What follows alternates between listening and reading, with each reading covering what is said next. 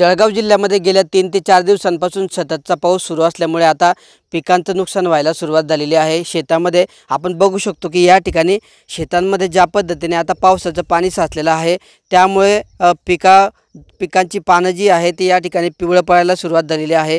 पिकं सुकायला सुरुवात झालेली आहे आणि वेगवेगळ्या पद्धतीच्या रोगांचा हा पिकांवर प्रादुर्भाव होत असल्याचं पाहायला मिळतो आहे। आपण आता जळगाव तालुक्यातल्या ममुराबाद या गावातल्या एका शेतामध्ये आहोत आणि आपण या ठिकाणी जर बघितलं तर हे कपाशीचं शेत आहे आणि या कपाशीच्या शेतामध्ये गेल्या 3 ते 4 दिवसांपासून जो पाऊस सुरू आहे त्याच्यामुळे मोठ्या प्रमाणावर या ठिकाणी पाणी साचलेलं आहे आणि अक्षरशः झाडाची पानं या ठिकाणी आपण बघितलं दृश्यांमध्ये तर ती पिवळी पडायला सुरुवात झालेली आहे आणि त्यामुळे आता वेगळ्या संकटाचा सामना हा शेतकऱ्यांना या ठिकाणी करावा लागत आहे।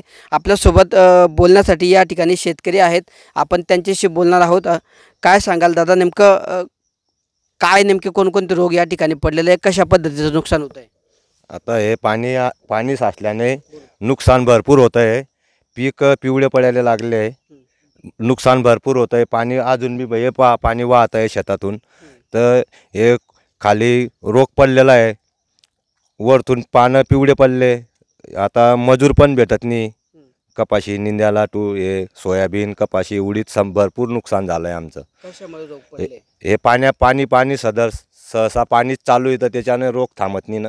कोणकोणते रोग पडलेले? आता लाल्या रोग पण आला आहे, हे पानं पिवळे पडत आहे, खालती बुरशीनाशक बुरशी लागली झाडांना, तर हा रोग या पाण्यानं थांबत नाही, हा रोग सुरूच राहतो। हा रोग समद्याच पिकांवर कपाशी सोयाबीन उडीद हे समद्या पिकांवर हा रोग आलेला आहे।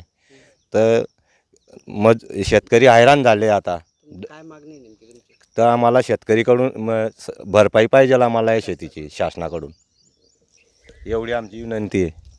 तर काय सांगाल, सध्या शेतीचे काम आहे मात्र मजूर मिळत नसल्याची पण एक समस्या समोर आलेली, आता कसा सामना करताय नेमकं? सध्याची मजुरांची स्थिती कशी आहे? मजूर भेटत नाही, त्यामुळे आम्हाला स्वतः काम करावं लागतं आहे। आता काय करणार आहे, देवाचं पाणी थांबत नाही, कपाशा जळत आहे, तिच्यात रोग पडले आहे, मिलीबग पडला आहे, लाल्या रोग पडला आहे, कपाशा जळत आहे। आता काय करणार आहे तिथं? आता शासनानं आम्हाला काहीतरी भरपाई दिली पाहिजे।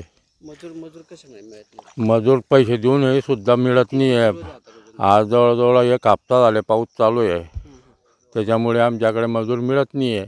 तर काय करणार आहे आम्ही बी? आता मजुरीला माणसाला आहे 350 रुपये रोज आहे, बाईला आहे 250 रुपये रोज। एवढे पैसे देऊन सुद्धा मिळत नाही आणि आणखी सकाळी 8 वाजता येताना 11, 11:30, 12 वाजेपर्यंत घरी निघून जातात, ते काम होत नाही। त्याच्यामुळे आम्हालाच करावं लागतं आहे, काय करणार आता?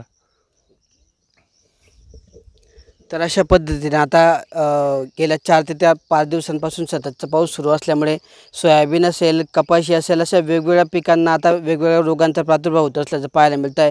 त्यामुळे शेतात पाणी साचल्यामुळे पिकांचं नुकसान होतं आहे आणि या नुकसानाची कुठेतरी शासनाने दखल घ्यावी आणि भरपाई देण्याची मागणी होत आहे। तर दुसरी मोठी समस्या म्हणजे आता मजूर मिळत नसल्याने शेतकऱ्यांना दुहेरी संकटाचा सामना करावा लागतो आहे। एकीकडे शेतात पाणी साचल्यामुळे पिकांचे नुकसान, तर दुसरीकडे मजूर मिळत नसल्याने कामं खोळंबल्याने त्या पद्धतीने पिकांचं नुकसान होत असल्याचं शेतकऱ्यांचं म्हणणं आहे। आणि अशा पद्धतीने आता जळगाव जिल्ह्यात काही ठिकाणी पाऊस नसल्यामुळे शेतकरी चिंतेत आहे, तर दुसऱ्या ठिकाणी पाऊस जास्त झाल्यामुळे शेतात पाणी साचल्यामुळे शेतकरी चिंतेत असल्याची परिस्थिती पाहायला मिळते आहे। किशोर पाटील, TV9 मराठी, जळगाव।